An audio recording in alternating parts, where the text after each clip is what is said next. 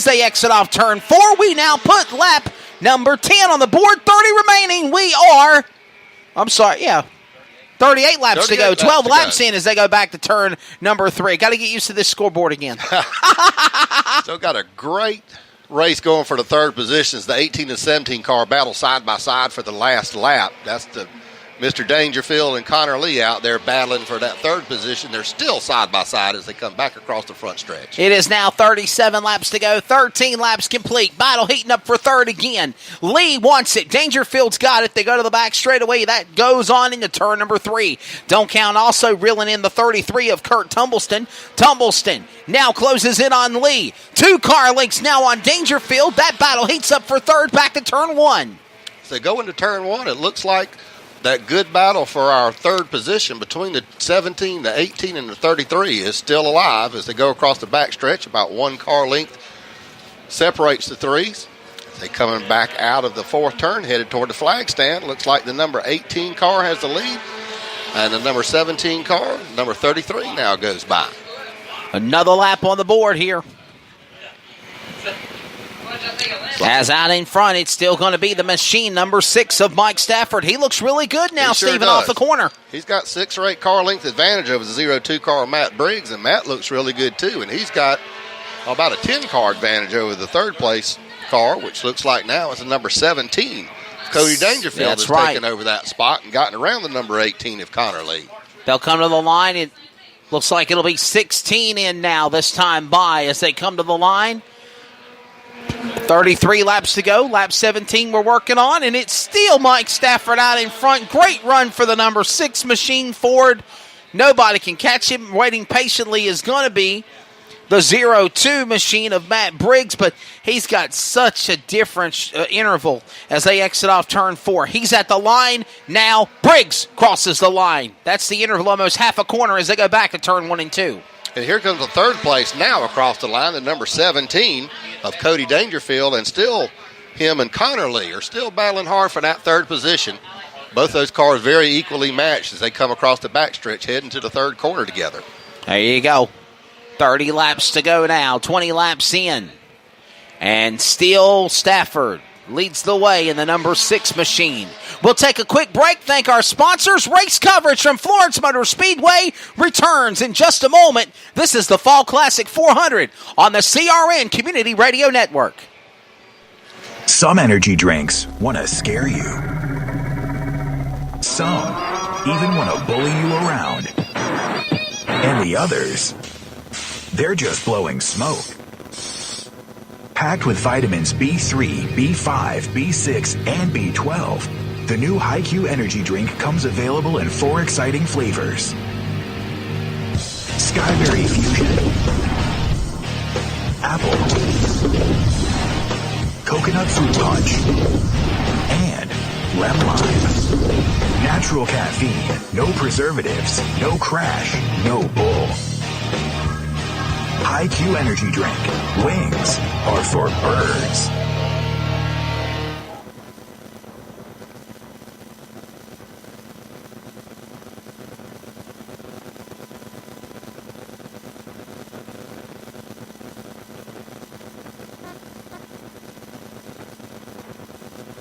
Let me tell you about MPM.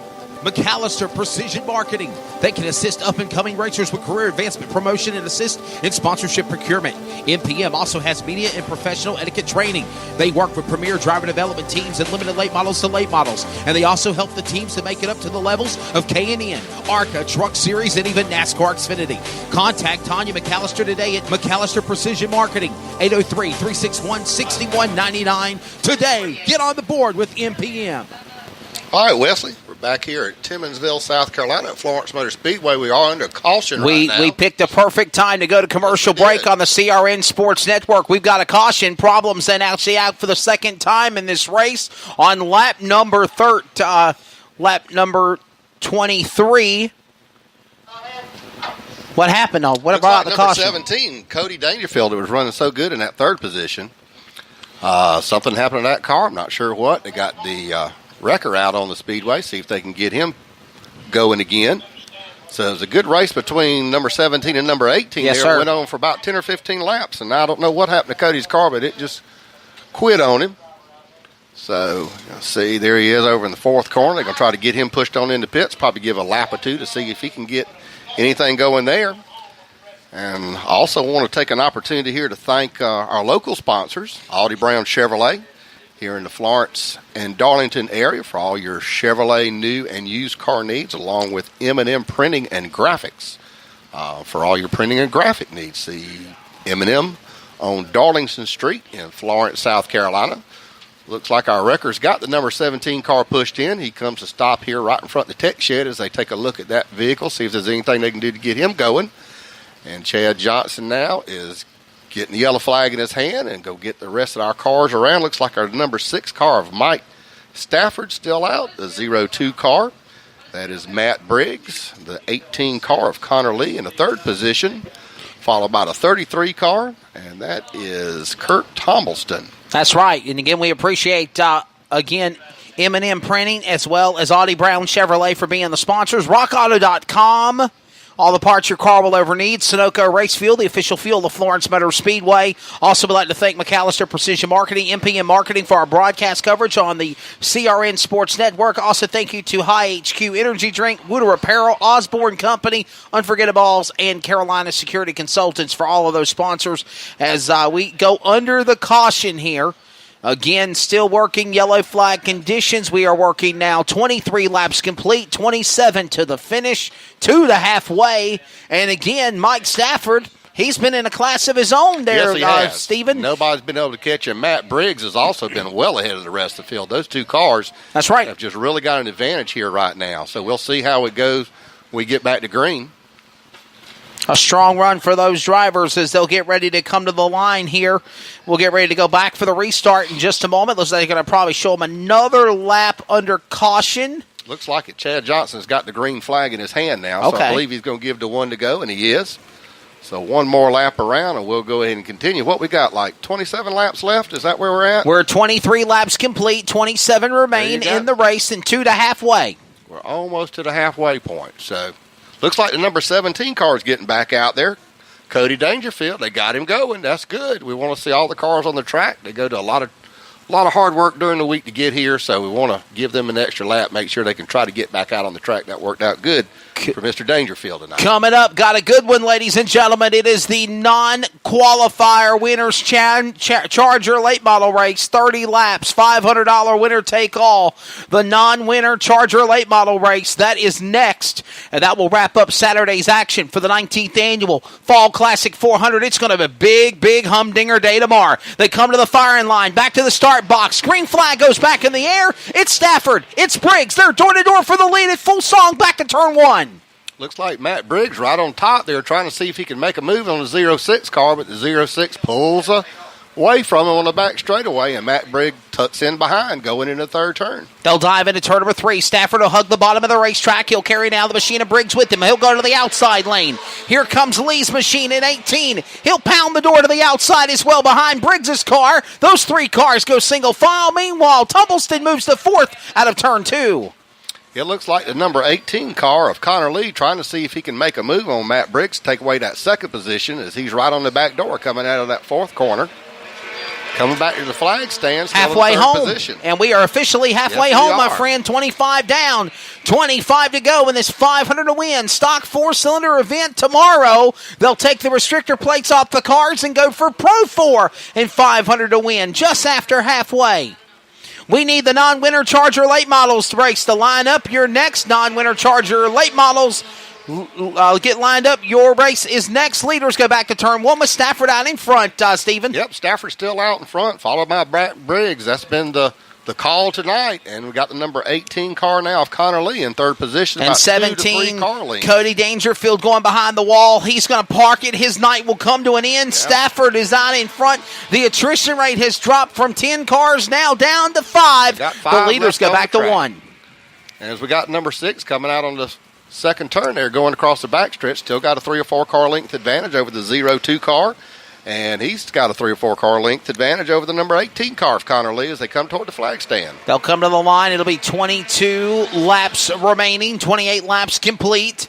As the field crosses the line, they'll go back to turn number 1 and 2. Stafford still leading the way. 8 car lengths, maybe more. Now open up to 10 car lengths on Briggs as they go down into the corner. Briggs trying ever so closer to try to reel him in. He'll close in on him. 10 car lengths now become 7 car lengths and more. They go back to turn 1. A great battle in the rears as they're side by side at the stripe. There's our good battle for that 4th position between the 48 car of Michael Bolin Jr. and Kirk Tumbleston. And Kirk Tumbleston, as they go into that, coming out the second turn, side by side, going around the backstretch. Good battle for that 4th position right now. And that's in the rears. Here comes Bolin one more time. He'll peek down to the inside of Tumbleston. Tumbleston will drift up the racetrack. He gets hung like a rag doll off the corner. Licking his chops is Bolin. He'll pull away half a car length, maybe 2, as they go back to turn 1. It's still going to be Stafford leading off at turn 4 at 20 to go this time by. Yeah, Kirk Tumbleston is not having any part of that. He's right back on the back bumper, that 48 car, to see if he can pull that 4th position back as they dive into that 4th and coming out of that 4th corner now, headed toward the flag stand. Coming to the line, it'll be 19 laps to go. Now make it 18 laps remaining. Stafford is out in front, reeling him in as Briggs, also closing in his lead, trying.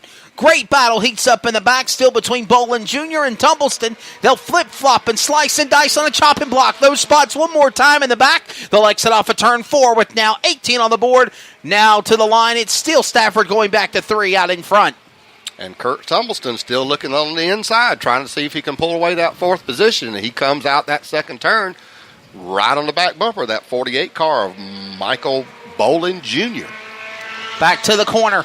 Tomorrow, a 100-lap century grind for the late models. Big money on the line for the late model event. We got you covered on the CRN Sports Network, plus Street Stocks, Pro 4, and so much more. All going on tomorrow, the final day of the 19th Annual Fall Classic 400. You're listening to it flag to flag on the CRN Sports Network, along with Mr. Stephen Harriet. I'm Wesley Outlet on the call. Thank you to executive producer Trey Snyde manning the boards for us. As the leaders go back to turn number 3, it's still Mike Stafford out in front. No one can catch him as he exits turn 4, and it'll be now 16 to go this time by. First 3 positions, quite a lead between all of them there. They're really running strong tonight. Still, the big battle is for that 4th position between that number 48 of Michael Bolin Jr. and the 33 of Kirk Tumbleston, as they battle every lap for that 4th position. Back to the corner, into turn number 3. Stafford still hitting his marks. He'll exit off turn 4. Another lap will flash under the flag stand here. 15, now make it 14 laps to go. We're coming to the home stretch of this deal. And Stafford's led flag to flag. 36 laps, he leads again off turn 2, Stephen. Yep, nobody's been able to catch him tonight. He has definitely had a comfortable advantage for the majority of this race, Mike Stafford. The work paid off on all they did on that car, because it has definitely run well tonight.